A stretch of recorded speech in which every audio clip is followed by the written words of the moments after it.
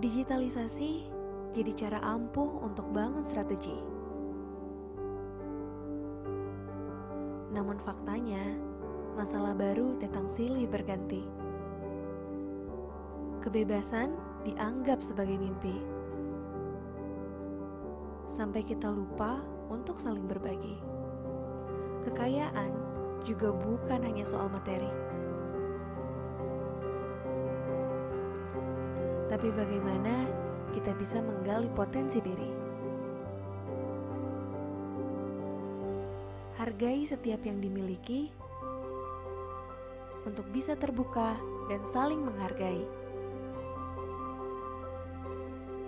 Karena itu adalah arti kekayaan sejati. Saatnya tenangkan diri dan dengarkan isi hati, mencoba bangkit, dan terus beradaptasi.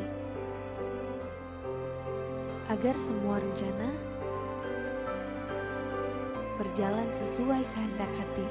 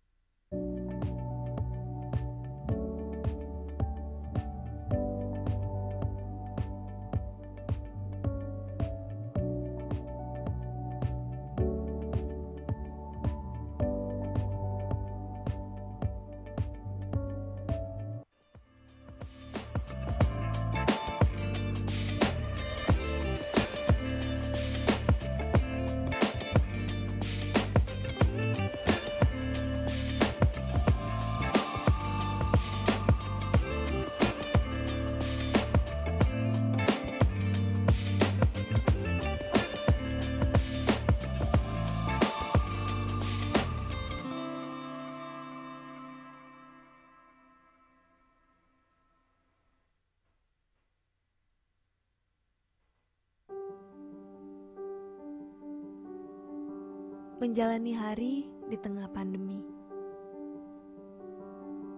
Hidup dalam keterbatasan yang tak menentu. Menahan diri untuk tidak saling bertemu.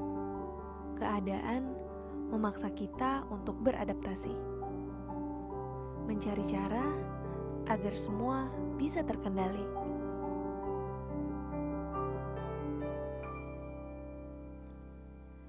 Digitalisasi jadi cara ampuh untuk bangun strategi.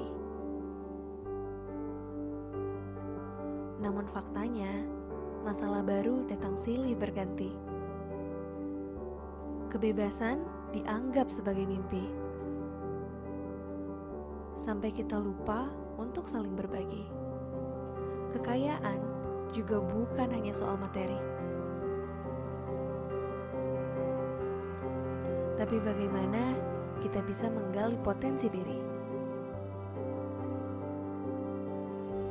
Hargai setiap yang dimiliki untuk bisa terbuka dan saling menghargai. Karena itu adalah arti kekayaan sejati. Saatnya tenangkan diri dan dengarkan isi hati, mencoba bangkit, dan terus beradaptasi. Agar semua rencana berjalan sesuai kehendak hati.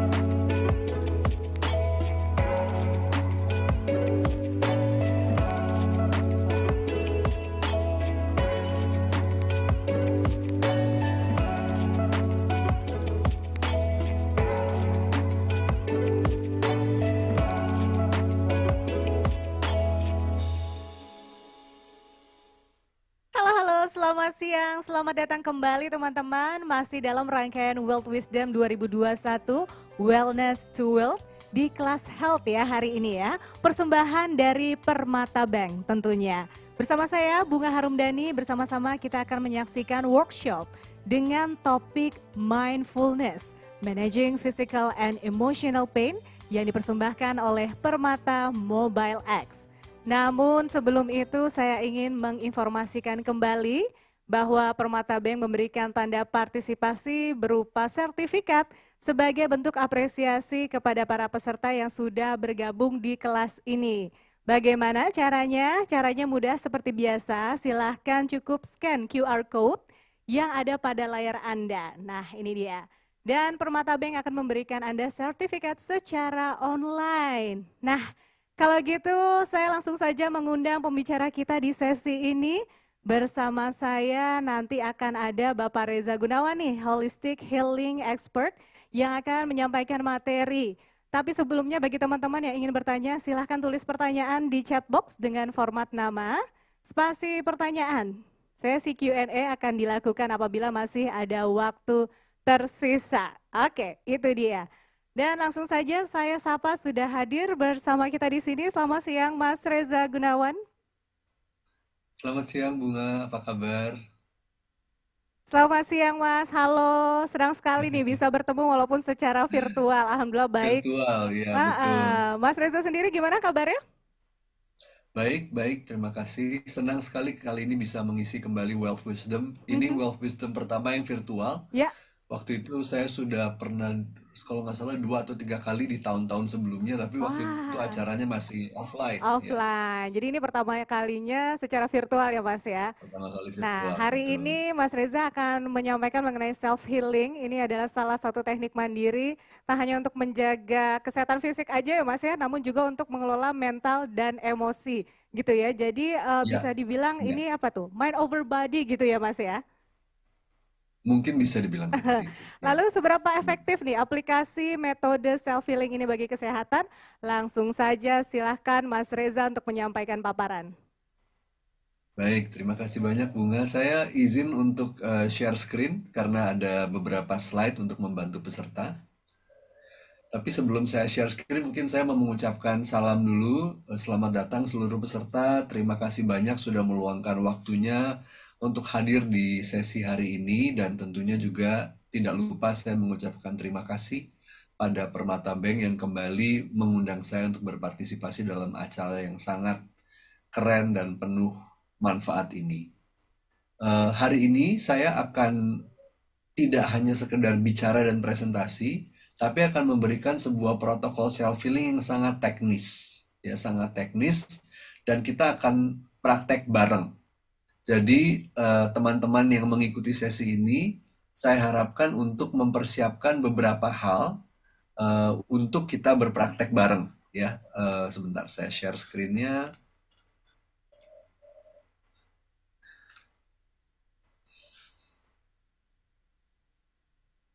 Oke.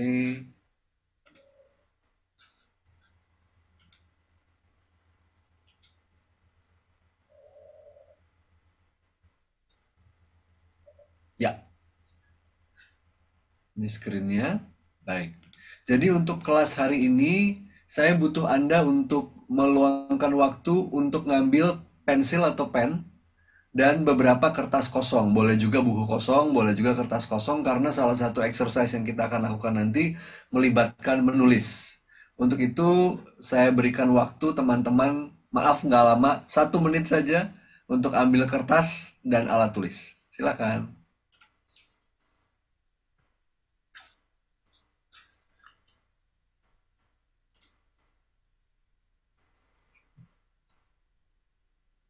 Oke, saya nggak mulai dulu hingga nanti kembali pada sudah pada kembali dengan kertas dan alat tulisnya ya.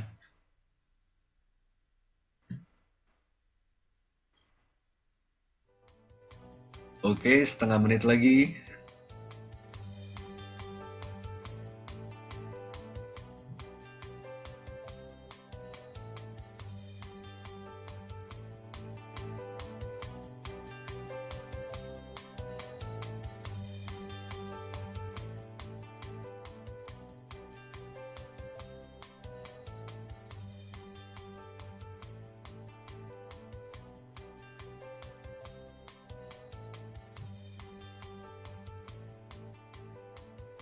Oke, moga-moga sudah semua kembali. Mari kita mulai ya. Sesi hari ini akan singkat, padat, penuh praktek langsung. Harapan saya adalah setelah 50 menit sesi saya, Anda jadi punya protokol baru yang Anda benar-benar bisa gunakan. Jadi hari ini saya akan minim sekali teori, banyak sekali praktek, sehingga Anda benar-benar mendapatkan manfaat setelah sesi ini bisa langsung dipakai terus-menerus seumur hidup Anda. Ya. Mungkin saya mau mulai dulu dengan pengertian dasar mengenai self-healing. Jadi self-healing itu sendiri adalah serangkaian keterampilan praktis. Praktis artinya tidak teoritis, bisa dilakukan, bisa dilatih, ada aplikasinya, gitu ya. Praktis yang dilakukan secara mandiri untuk merawat kesehatan lahir batin kita, kesehatan fisik maupun kesehatan mental dan emosional kita, termasuk kesehatan spiritual kita. Nah, self-healing ini punya 4 pilar dasar, diambil dari banyak sekali tradisi penyembuhan di dunia. Tapi kalau boleh dikelompokkan dari tradisi penyembuhan di dunia itu, ada 4 pilar yang merupakan harta dasar dalam self-healing, yaitu napas, sentuhan atau pijatan, gerak, dan hening. Jadi ada 4 itu. Nah, karena kita semua sebagai manusia dilahirkan bernafas, bisa menyentuh, bisa memijat, bisa bergerak, dan bisa hening, maka self-healing ini bersifat universal. Dia tidak terkait pada budaya tertentu, tidak terkait pada ajaran agama atau spiritual tertentu. Selama Anda manusia, Anda punya 4 ini, Anda bisa melakukan. Dan kenapa kita perlu mempelajari lagi, terutama sekarang kita lagi ada di masa sulit ya, pandemi global, tapi sebenarnya sebelum pandemi juga hidup kita itu tidak bebas dari kesulitan, ya, keletihan, stres, kewalahan, beban pikiran, emosi, ini semua adalah bagian dari kehidupan wajar kita sebagai manusia, bahwa kemudian tiba-tiba ada pandemi, dia menjadi faktor ekstra yang membebani kita secara global. Nah, ini tentunya harus dihadapi dengan cerdas dan bijaksana. Sebab kalau kita sekedar sekarang berapa waktu yang lalu ya, berapa hari yang lalu di media sosial sempat ada diskusi mengenai self-healing atau datang ke terapis profesional. Saya lihat di sana komentar-komentarnya mengesankan bahwa masih banyak sekali yang tidak paham apa batasan self-healing. Jadi menghibur diri dengan apapun kegiatannya, makan, jalan-jalan, olahraga, kumpul sama teman-teman, main game, nonton film, apapun yang sifatnya menyenangkan, bukanlah self-healing. Dia mungkin bagian dari me time yang menyenangkan, tapi tidak menyembuhkan. Jadi ada istilah feeling better atau merasa lebih baik, tidaklah sama dengan healing better, dengan menyembuhkan. Jadi kalau self-healing, ada proses di mana kita mengenali, menghadapi, dan mengurai apa yang jadi beban dalam hidup kita. Kalau sekedar menyenangkan diri, kita nggak perlu hadapin yang menjadi berat dalam diri kita. Jadi itu mungkin saya mau luruskan dulu di awal. Self-healing tidak sama dengan menghibur diri. Ya. Selain itu self-healing juga bisa dikerjakan secara mandiri. Ya. Dan dia bersifat preventif, artinya menjaga kesehatan. Tapi kalau sudah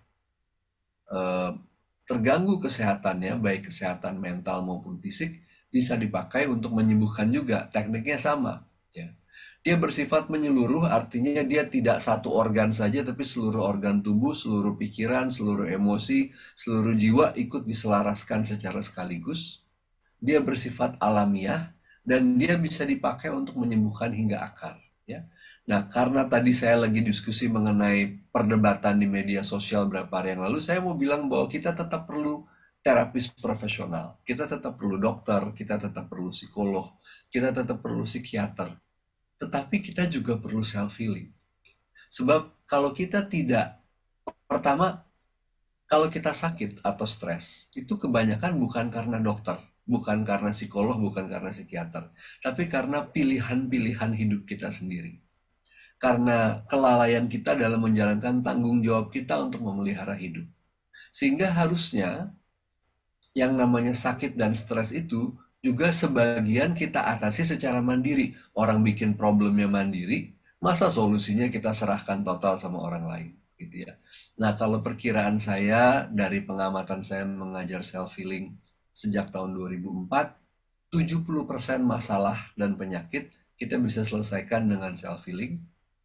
30% itu diselesaikan dengan datang ke profesional, gitu ya. Jadi hari ini saya ingin mengisi pundi-pundi keterampilan Anda untuk menolong diri sendiri, sehingga moga-moga dengan teknik yang Anda akan pelajari sebentar lagi, Anda bisa menolong diri Anda di 70% kali mengalami beban masalah, stres, tegang, dan penyakit-penyakit terkait stres lainnya yang mungkin mempengaruhi Anda juga secara fisik.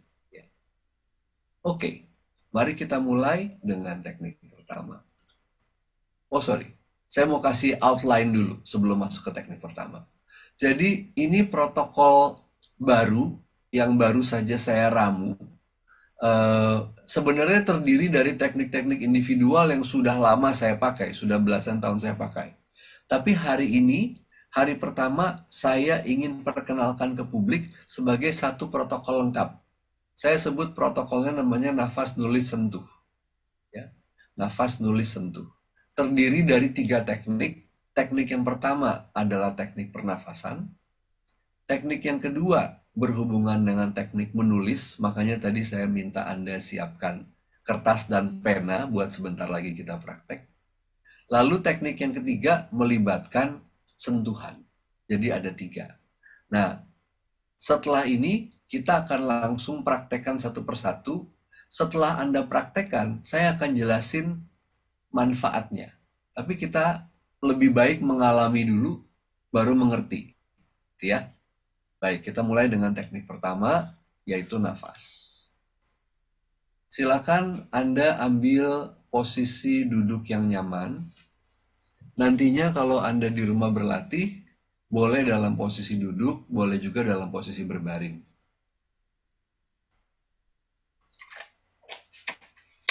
Oke, selama 5 menit kurang lebih saya akan pandu Anda berlatih.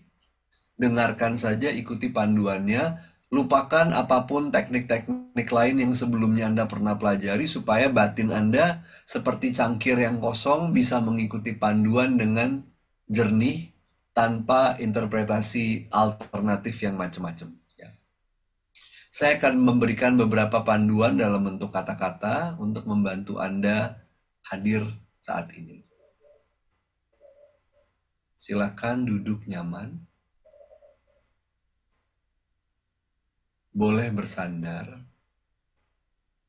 Rasakan seluruh area tubuh Anda yang kontak dengan kursi, baik di alas duduknya maupun di sandarannya.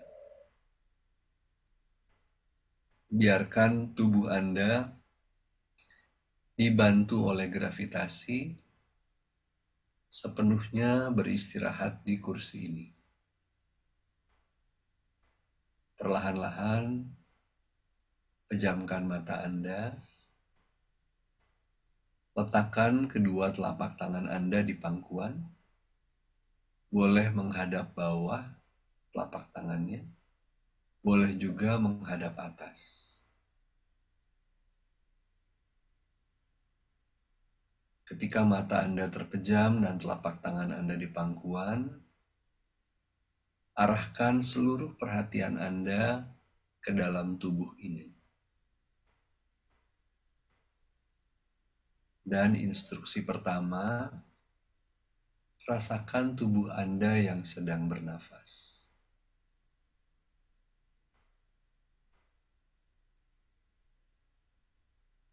Biarkan tubuh Anda bernafas dengan sendirinya. Sendirinya artinya Anda tidak perlu sengaja menghirup nafas. Anda juga tidak perlu sengaja menghembuskan nafas. biarkan saja tubuh Anda yang atur. Tugas Anda hanya mengamati dan merasakan.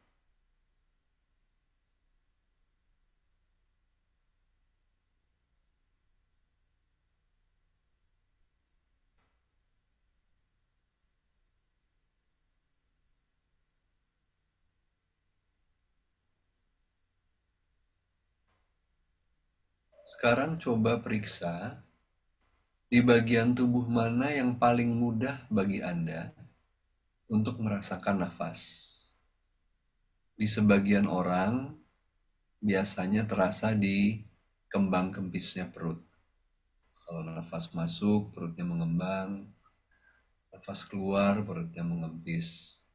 Maka kalau Anda merasakan itu mudah, boleh perhatikan perut Anda yang mengembang mengempis. Sebagian orang lain mungkin merasa, oh bahu saya naik turun. Bila demikian, perhatikan bahu Anda. Sebagian lagi memperhatikan nafas masuk keluar di dalam lubang hidungnya. Oh, kalau nafas masuk, udara dalam lubang hidung saya cenderung sejuk. Kalau nafas keluar, terasa lebih hangat. Kalau ini Anda adalah Anda, maka parkirlah perhatian Anda dalam lubang hidung. Jadi ini instruksi kedua. Instruksi pertama, biarkan tubuh Anda bernafas dengan sendirinya. Instruksi kedua, cari satu lokasi di badan yang paling mudah merasakan nafas. Dan perhatikan rasanya di lokasi badan tersebut. Kalau nafas masuk, apa yang terjadi di sana?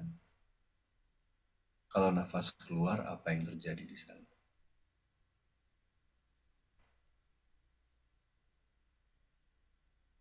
Lakukan 30 detik ke depan.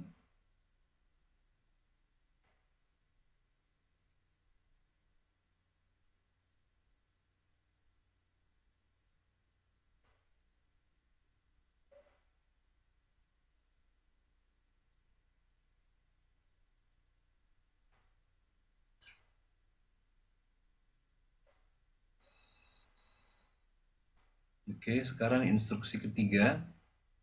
Pada saat nafas masuk, dalam hati catat in atau masuk. Pada saat nafas keluar, dalam hati catat out. Kalau perhatian Anda beralih atau melamun sehingga tidak merasakan nafas lagi, nggak apa-apa. Tapi begitu Anda sadar, catat beralih, lalu segera kembalikan lagi ke nafas in dan nafas out. Jadi instruksi ketiga adalah dicatat. Nafas masuk catat in, nafas keluar catat out. Kalau Anda tertidur atau melamun atau berpikir yang lain, nggak apa-apa. Begitu sadar dan ingat, catat beralih, lalu kembalikan perhatian Anda ke zona tubuh untuk merasakan nafas. Kita lakukan 1 menit ke depan ya.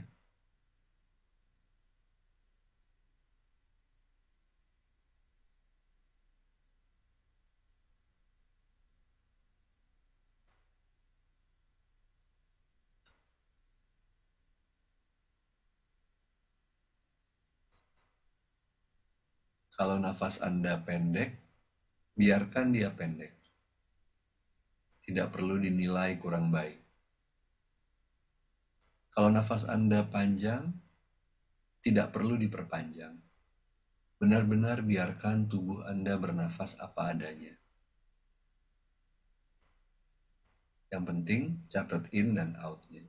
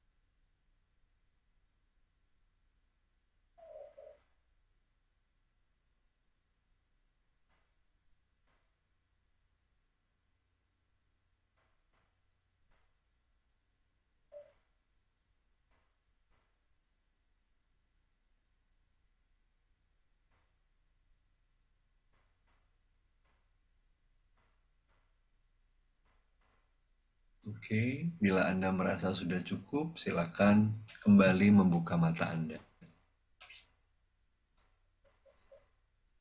Baik, latihan ini sebenarnya bisa dilakukan sesingkat 30 detik dan bisa dilakukan lebih lama lagi, bahkan hingga 30 menit atau bahkan lebih. Tapi tadi saya pandu Anda karena saya ingin Anda untuk mencicipi latihannya. Latihan ini tadi namanya adalah mindful breathing atau bernafas dengan sadar. Nanti di dalam praktek protokol nafas nulis sentuh, durasinya antara 3-5 menit. Lebih boleh, kurang sedikit juga boleh, tapi kurang lebih 3-5 menit. Itu ya. Baik, saya tampilkan lagi slide berikutnya. Jadi, kenapa tadi kita latihan merasakan nafas? Ya, ini terkait sama konsep yang menjadi judul dari sesi ini, yaitu konsep mindfulness. Mindfulness adalah kemampuan kita untuk hadir dengan utuh, sadar dengan penuh perhatian. Kenapa ini jadi penting? Ini adalah salah satu otot pikiran yang sangat urgent untuk dilatih sekarang. Karena beberapa alasan.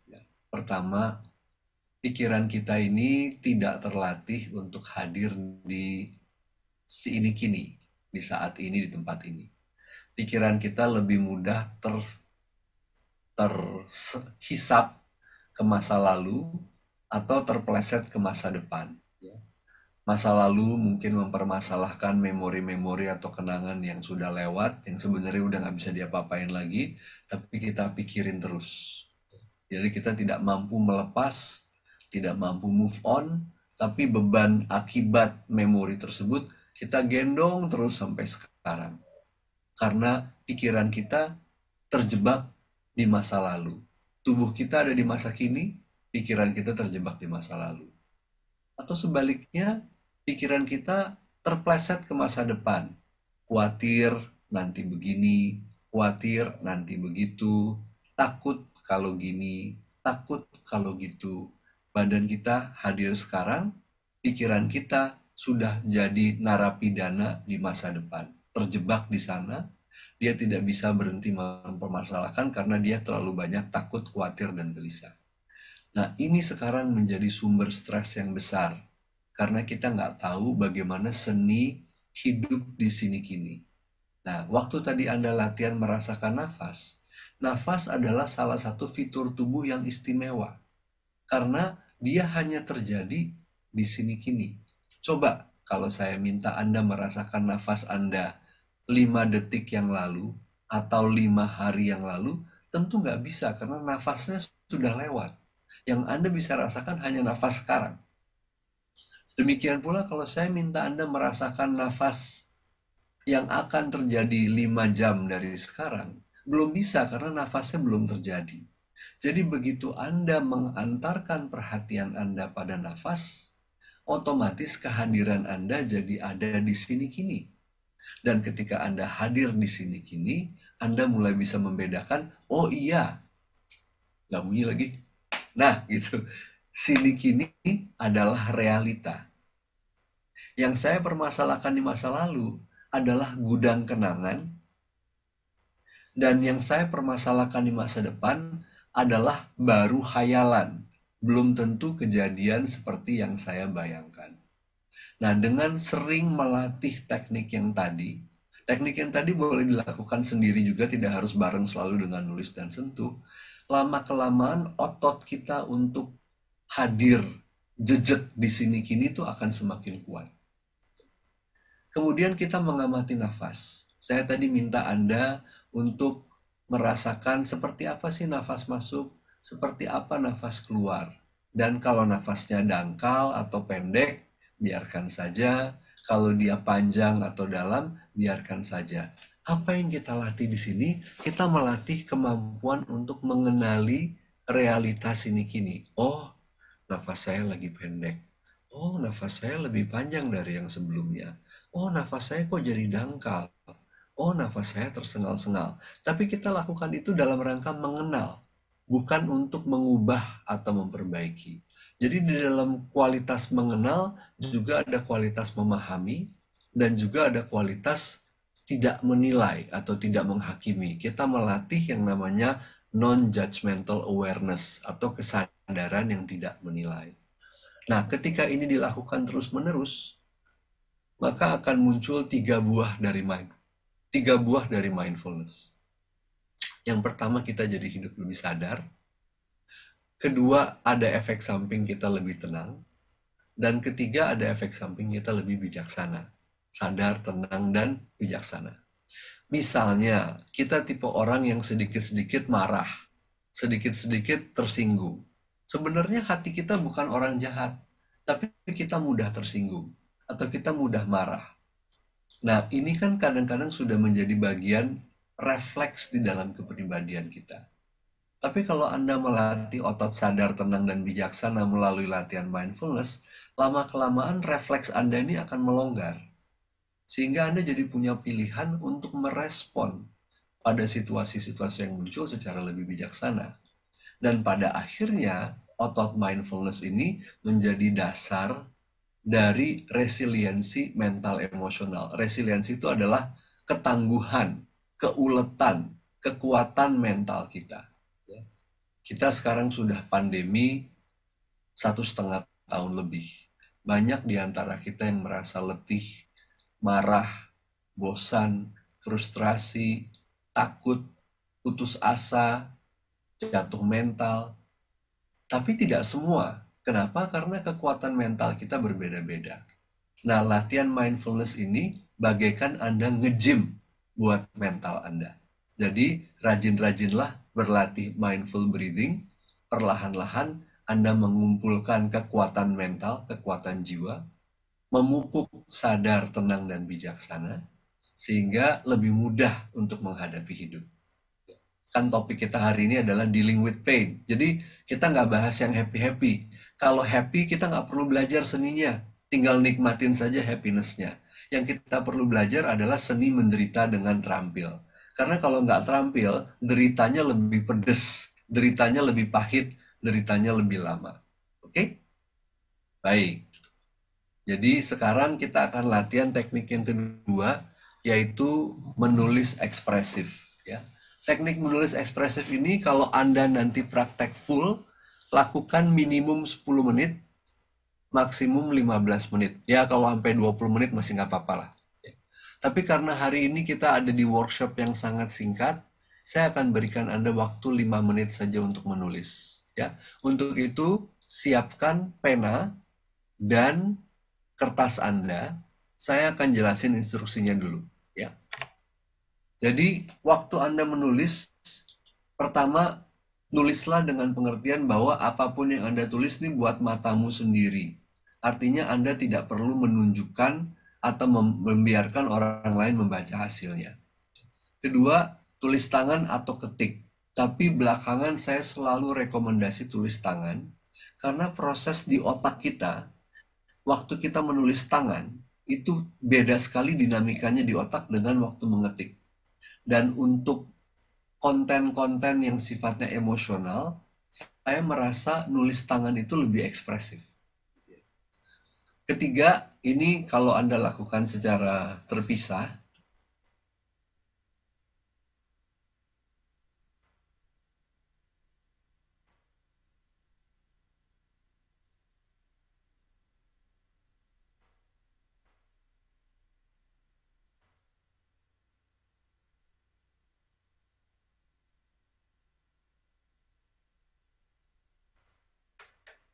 ya, sorry tadi saya nggak bisa unmute diri sendiri. Kalau dilakukan secara terpisah, Anda boleh nulis 15-20 menit, diulang di 4 hari yang berbeda. Tapi di protokol yang sekarang, Anda nulis cuma 1 kali saja. Ya. Ke nomor 4, lepaskan diri sepenuhnya saat nulis. Jangan disensor. Jangan pilih kata-kata yang paling cantik, yang paling puitis. Lepaskan. Kalau bisa, tangan Anda tidak berhenti bergerak. Tulis secara kontinu, lupakan benar atau tidaknya tanda baca, salah eja, salah tata bahasa, cuekin aja. Yang penting Anda nulis nuang terus secara spontan, karena ini cara yang paling baik untuk mengakses bawah sadar Anda. Kalau Anda udah mulai ngedit, Anda nulis dari batin sadar Anda. Ya.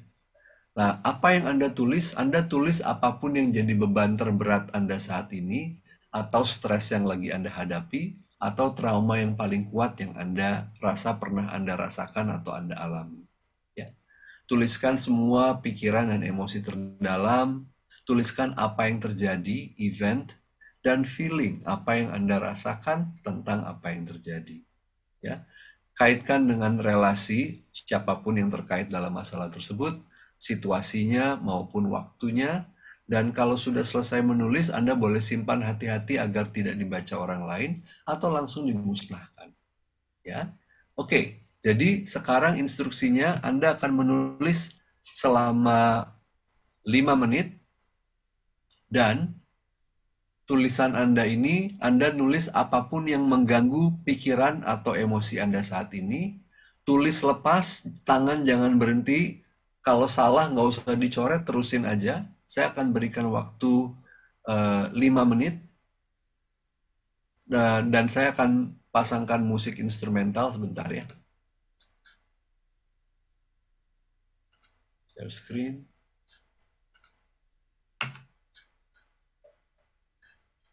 Kalau Anda sudah siap, silakan mulai menulis sekarang. Saya akan pasang timer 5 menit.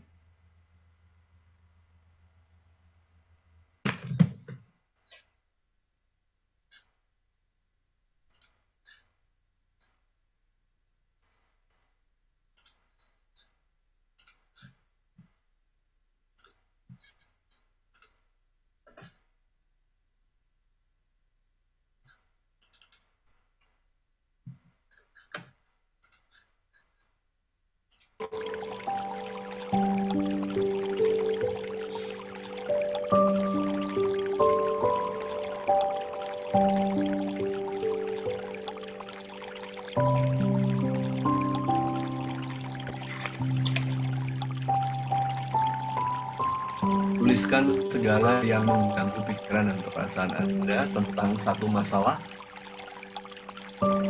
Tapi kalau saat menulis tiba-tiba Anda terpikir masalah yang lain, Anda boleh lompat dan menulis masalah yang lain tersebut. Mengalir saja, persis seperti bunyi air ini.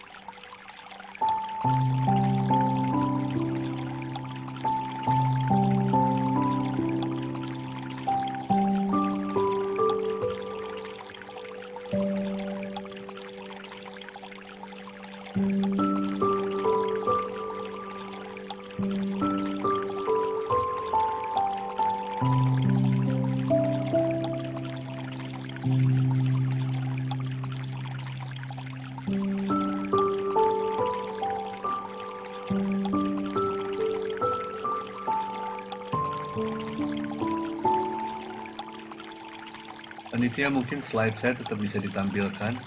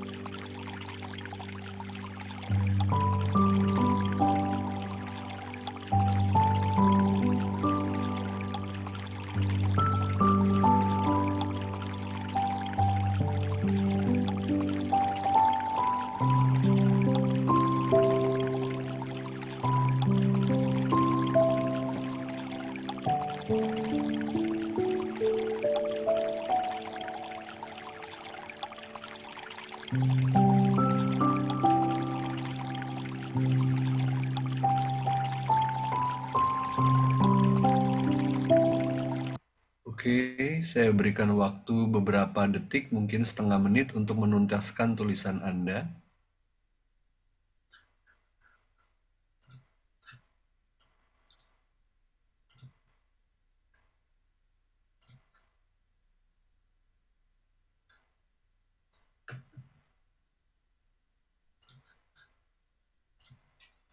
Oke, jadi tadi adalah bagian kedua dari protokol nafas nulis sentuh. Tapi sebenarnya terapi menulis ini sesuatu yang juga bisa berdiri sendiri. Dia terbukti sangat efektif untuk menguraikan beban pikiran. Kadang-kadang kalau kita nggak bisa tidur di malam hari karena banyak pikiran, jangan makin berusaha tidur, kadang-kadang makin nggak bisa tidur. Mendingan ambil kertas dan pena, tuliskan selama 15-20 menit. Habis itu biasanya beban pikirannya pindah keluar dari pikiran kita, terurai, kita jadi lebih tenang dan jernih dan bisa istirahat. Dan ini juga berlaku untuk hal-hal yang mengganggu kita secara emosional. Jadi dia mengurai pikiran, mengurai emosi, dan juga mengurai beban. Ya, di risetnya di Amerika, dia juga menurunkan tensi, tekanan darah yang terlalu tinggi, dan meningkatkan fungsi imun, sehingga badan kita menjadi secara umum lebih sehat setelah kita menumpahkan apa yang jadi beban buat kita. Ini adalah teknik kedua, expressive writing. Oke. Sekarang kita masuk ke teknik ketiga, yaitu namanya sentuh 3 zona. Untuk itu saya perlu tunjukkan dulu zonanya. Yang pertama, zonanya di dahi. Ya, titiknya ada 2, di kiri kanan, di atas tengah-tengah alis ada 2 titik. Nanti kita akan sentuh dengan 1 tangan. Boleh tangan kanan, boleh juga tangan kiri. Tidak ditekan ya teman-teman, hanya disentuh saja. Ini zona pertama. Zona kedua di tengah-tengah dada. Boleh 1 tangan, boleh juga 2 tangan. Seperti ini. Zona ketiga adanya di atas pusar. Ya, ini mungkin di kamera saya nggak kelihatan. Saya coba saya munduran sedikit ya, moga-moga kelihatan. Nah, di sini. Jadi zona pertama cukup 1 tangan. Zona kedua boleh 1 atau 2 tangan. Saya pribadi senang 2 tangan di sini.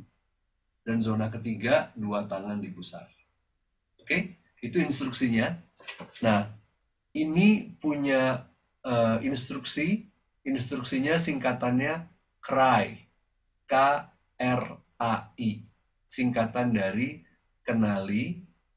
Artinya kenali itu apapun yang muncul dalam diri kita, mau pikiran, mau emosi, mau rasa di badan, kita kenali rasanya. Terus R, rasakan. Artinya kita jangan menghindar. Kita justru sengaja kita rasakan apapun yang muncul. Kita A, amati. Dan I, izinkan. Jadi gampangnya apapun yang muncul, amati, izinkan, rasakan. Gitu ya. Nah, selama per zona kurang lebih 1-3 menit. Dengan mata terpejam. Ya. Mari kita praktekkan. Nah, waktu Anda melakukan ini, kadang-kadang nanti topik masalah yang tadi Anda tulis kadang-kadang muncul. Izinkan saja, jangan dilawan. tidak perlu berusaha jadi positif. Ya. Kalau yang muncul negatif, amati, izinkan, rasakan. Justru dengan cara itu kita mulai memproses daur ulang dari negativitas yang sudah terlanjur bertumbuh. Kita mulai ya, saya pandu untuk yang pertama dulu, dahi. Sentuh tangan Anda di dahi, tidak ditekan, hanya disentuh saja. Nanti kalau pegel, boleh tukar tangan satu lagi. Pejamkan mata. Lalu untuk yang dahi, kita sengaja mengingat masalah yang kita tadi baru tulis.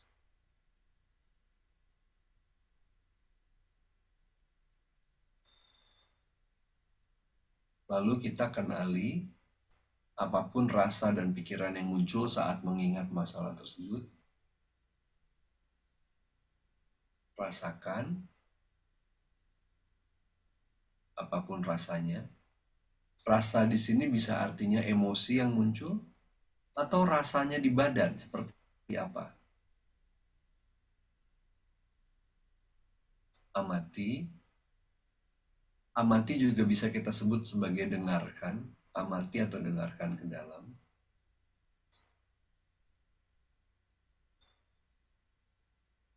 Dan izinkan dia seperti itu apa adanya. Tidak perlu Anda berusaha rubah, tidak perlu Anda berusaha sembuh, tidak perlu berusaha positif atau lebih baik. Justru kasih izin untuk dia seperti itu apa adanya.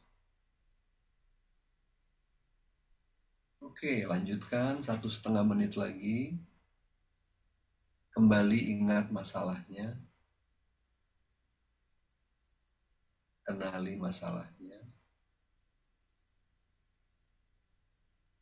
Rasakan rasanya baik di tubuh maupun di hati. Amati, dengarkan.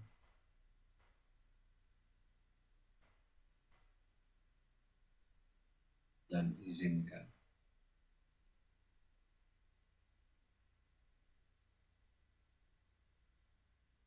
Sesekali nafas.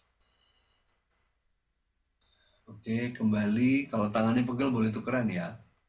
Kembali, tangannya di dahi. Kenali masalahnya atau ingat masalahnya.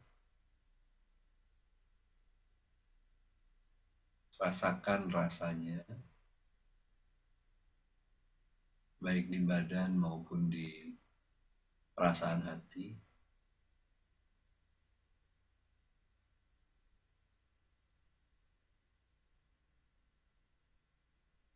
Amati.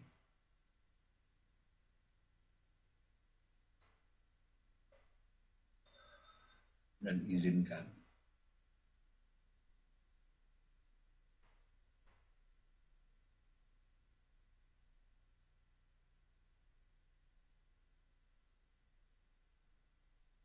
Tiga 30 detik lagi.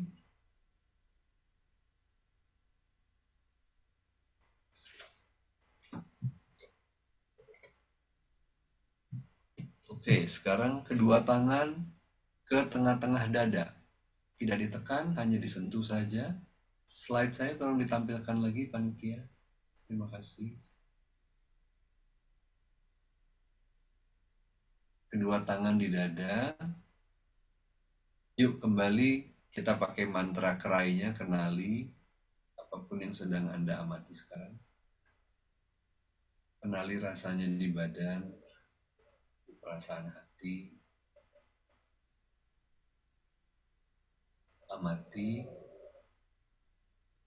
Amati yang ada maupun amati perubahannya. Dengarkan. Kadang-kadang tubuh kita bisa seperti terasa ingin bergerak atau bergerak dengan sendirinya, itu juga izinkan saja. Dia bagian dari proses tubuh kita melepas dan mengurai.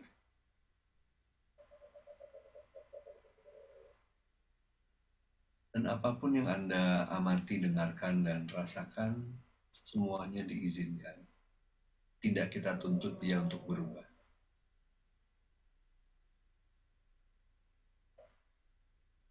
Oke, sedikit lagi.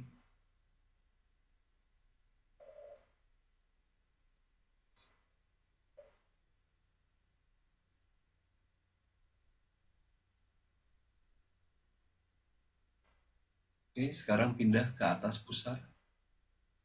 Kedua tangan ditumpuk telapak tangannya, lalu di atas pusar. Kalau tadi di dahi, dia adalah pusat pikiran. Kalau di dada adalah pusat perasaan. Kalau di perut, di pusar, dia adalah pusat energi tubuh.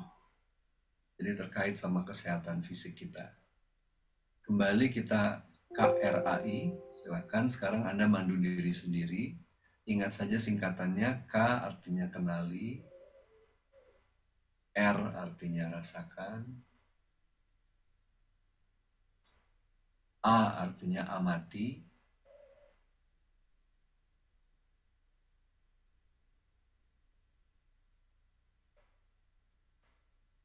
bisa juga A artinya akui.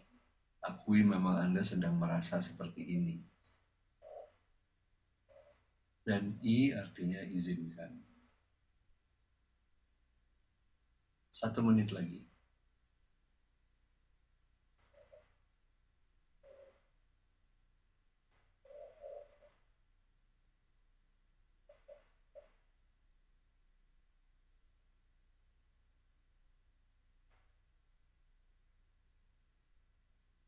Dan sekarang 30 detik terakhir Anda tetap tangannya di pusar.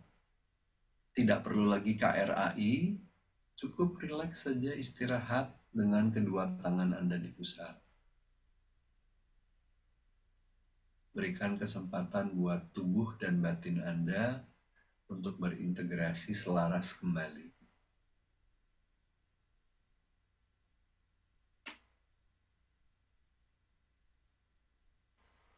Kalau Anda mau, Anda boleh kembali ke teknik nafas in-out tadi dengan kedua tangan di pusar juga boleh. Atau sekedar beristirahat pun juga baik.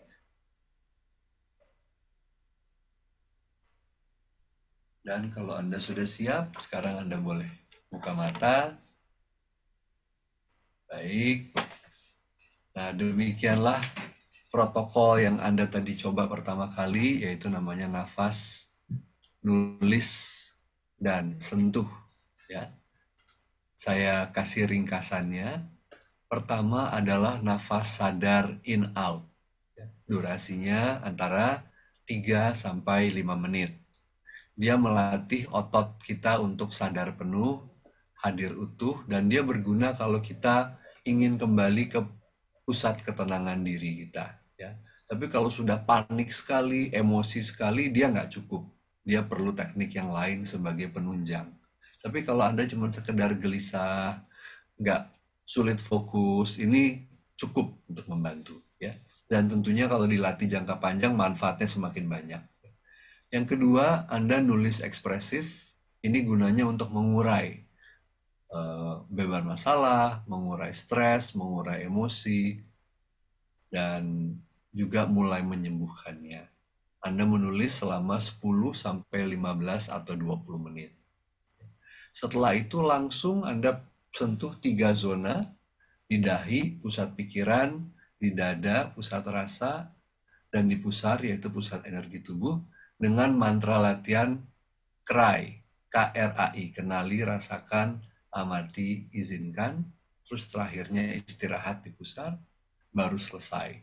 Nah, seluruh protokol ini kalau dihitung-hitung akan memakan waktu sekitar 20-an menit kurang lebih ya. Kalau Anda nafasnya 3 menit, nulisnya 15 berarti 18 menit, terus tambah pegang 3 zona mungkin totalnya 6-7 menit, mungkin sekitar 25 menit kurang lebih ya. Nah, ini Anda pakai sebagai protokol lengkap kalau lagi ada beban masalah yang besar. Tapi kalau beban masalahnya kecil, mungkin nafas saja sudah cukup. Atau mungkin nulis ekspresif saja sudah cukup. Tapi kalau beban masalahnya besar, Anda lakukan protokol 20-an menit ini setiap hari untuk mendaur ulang apapun yang perlu dilepaskan, baik itu ketegangan, emosi, luka batin, dan sebagainya. Ya. Nah, sorry, ya. Jadi demikianlah skill baru yang ingin saya berikan kepada Anda. Tentunya dalam self healing ada belasan teknik lainnya. Salah satu yang menurut saya paling efektif namanya TAT, tapi untuk belajar TAT durasinya 4 jam. Jadi kalau Anda berminat belajar TAT, diadakan kelasnya sebulan sekali di Jeda Wellness. Dan sebelum kita masuk ke Q&A, saya mau tutup sesi ini dengan bilang terima kasih pada seluruh peserta. Bila Anda ada pertanyaan lebih lanjut, nanti kita sempat Q&A sebentar, kita masih punya waktu. Tapi kalau ada pertanyaan lebih lanjut atau mau sharing hasil latihan Anda, silakan hubungi saya di Instagram, Reza Gunawan. Jadwal kelas saya ada di jedawellness.com. Saya dari 2 center, Jeda Wellness dan True Nature Holistic Healing. Demikian ya. Jadi sekarang saya stop share dulu supaya kita bisa jawab pertanyaan yang sudah masuk ke Q&A. Oke. Pertama dari, ini namanya Anonymous. Saya jawab ya. Mas Reza, apakah ada efek negatif dari mindfulness? Sejauh mana mindfulness dapat digunakan dalam hal mental illness, misalnya PTSD atau bipolar? Ya, mindfulness bisa, mungkin saya jawab 2 pertanyaan dulu. Adakah efek negatif dari mindfulness? Sepanjang pengetahuan saya, karena mindfulness bertujuan untuk melatih hidup lebih sadar, tidak ada efek negatifnya. Tapi karena latihan mindfulness ada banyak jenisnya, ada melatih nafas, ada mindfulness dengan berjalan, ada mindfulness untuk emosi, ada mindfulness untuk masak, ada mindfulness untuk mendengar, ada mindfulness untuk olahraga. Kadang-kadang bisa muncul efek negatif dari latihan yang nggak cocok. Bukan dari mindfulness-nya, tapi jenis latihan mindfulness-nya. Nah, pada populasi umum, Anda tidak akan mengalami efek negatif ini, tapi pada populasi mereka yang memiliki mental illness yang kuat sekali, itu mungkin harus dipilihkan oleh profesional yang memang terlatih di bidang mindfulness, latihan-latihan apa yang cocok buat mereka. Kalau untuk PTSD, mindfulness punya efek yang baik sepanjang pengetahuan saya. Kalau bipolar, saya kurang tahu karena di dalam praktek saya tidak boleh menangani kasus bipolar yang aktif. Saya pernah punya beberapa kasus bipolar yang sudah hampir sembuh total sehingga cukup aman untuk belajar self-healing. Dan mereka hasilnya cukup baik ya. Jadi setahu saya sekarang di Indonesia ada beberapa psikolog dan psikiater yang juga sudah mempelajari mindfulness. Kalau Anda punya bipolar, sebaiknya tanya ke mereka latihan mana yang cocok. Ya, oke.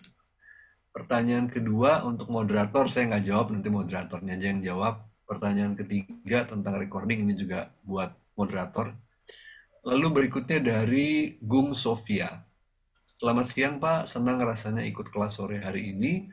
Apakah kita bisa memulihkan perasaan kita dengan melakukan Law of Attraction? Oke, saya mungkin memberikan jawaban yang tidak populer, tapi saya merasa praktek Law of Attraction ini kadang-kadang lebih banyak buruknya daripada baiknya.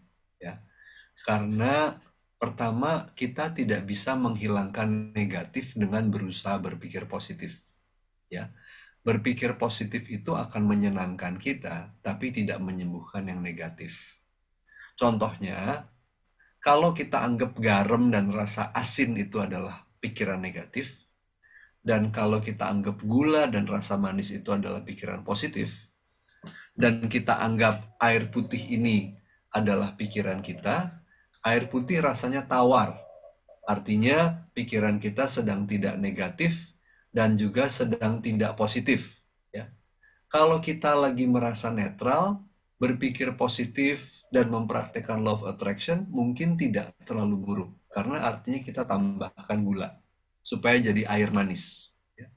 Tapi kalau kita sedang merasa negatif, mungkin kita lagi sedih, lagi takut, lagi kecewa, lagi frustrasi, lagi marah, artinya air ini di dalamnya ada garam, airnya sudah asin. Kalau kita berusaha berpikir positif dengan menambahkan gula, air ini nggak jadi manis. Dia jadi oralit, obat diare, karena garamnya masih ada, gulanya juga masuk. Sehingga saya tidak percaya bahwa berpikir positif adalah metode yang baik dan sehat untuk mengatasi stres dan negativitas. Selain itu, law of attraction juga menurut saya kadang-kadang membuat kita jadi serakah. Kita merasa kekuatan pikiran kita bisa memberikan kita apapun yang kita mau. Padahal kalaupun kita dapat apa yang kita mau, kebahagiaan yang kita dapat juga umumnya tidak permanen. Sehingga kemudian kita mau yang lain lagi, mau yang lain lagi, mau yang lain lagi, dan akhirnya kita bisa gelisah karena BM, kebanyakan mau. Jadi saya lebih ada di sisi filosofi belajar menerima hidup apa adanya yang kita tidak bisa kontrol, dan berusaha sebaik mungkin untuk hal-hal yang kita bisa kontrol. Oke. Lalu dari Arum Astari, apakah latihan ini bisa diterapkan bila sedang mengalami sakit fisik, sakit kepala, punggung, dan leher pegal? Bisa, tetapi mungkin porsi nafasnya diperpanjang, bisa sampai 15-20 menit. Ya. Itu kalau untuk masalah fisik. Lalu kalau Anda lagi nulis, tulis perasaan Anda terhadap gangguan fisiknya. Saya sebel banget kenapa ini sakit kepala. Saya sakit kepala sejak kemarin di kantor ada masalah, masalahnya ini dan seterusnya. Ya. Jadi, dan juga tentunya waktu kita pegang badan, waktu kita lagi pegang 3 zona ini, pegangnya lebih lama supaya dia lebih ampuh untuk mengatasi masalah fisik. Oke, saya dipesankan oleh panitia untuk mengakhiri sesinya sekarang, karena masih ada penutupan. Jadi nanti kalau ada pertanyaan lebih lanjut, silakan diajukan via Instagram mungkin. Tetapi saya berharap Anda belajar tidak dari pertanyaan, dari tanya jawab, tapi dari pengalaman Anda berlatih. Kalau Anda tekun berlatih setiap hari, setiap 2 hari, banyak pertanyaan akan terjawab dengan sendirinya. Saya doakan praktek self-healing Anda berbuah baik. Terima kasih sudah bersama-sama saya berlatih sama-sama hari ini. Saya doakan kita semua sehat lahir batin. Terima kasih. Terima kasih banyak Mas Reza Gunawan atas materi yang sudah disampaikan tadi mengenai self-healing. Tentunya sangat bermanfaat, sudah kita praktekkan tadi dan sudah kita catat juga ya bahwa feeling better ini bukan self-healing. Belajar untuk menerima apa yang tidak bisa kita kontrol. Sudah ada tadi ya, bagaimana caranya self-healing juga ya Mas ya. Ada 3 langkah ya, 3 protokol yaitu nafas, nulis, dan juga sentuh. Terima kasih sekali Mas. Sekali lagi salam sehat untuk Mas Reza. Sampai jumpa. Sama-sama Mbak Bunga. Terima kasih. Baik teman-teman, saya ingatkan kembali untuk peserta yang sudah bergabung dalam sesi ini, silahkan scan QR Code yang ada pada layar atau bisa klik link yang ada di dalam kolom chat box. Kemudian isi data Anda dan Permata Bank akan memberikan Anda sertifikat secara online sebagai tanda partisipasi pada sesi ini. Saya juga mau mengucapkan terima kasih kepada teman-teman yang sudah bergabung dalam kelas ini. Terima kasih juga untuk Permata Mobile X, serta para sponsor dan media partners yang tidak bisa disebutkan satu persatu. Jangan kemana-mana karena sesaat lagi kita akan mengikuti sesi dari Bapak Sandiaga Uno dan Bapak William Tanuwijaya. Dilanjutkan dengan sesi dari Bapak Gobin Fasdev dan musik performance dari Ardito Pramono. Jadi pastikan tetaplah bersama kami.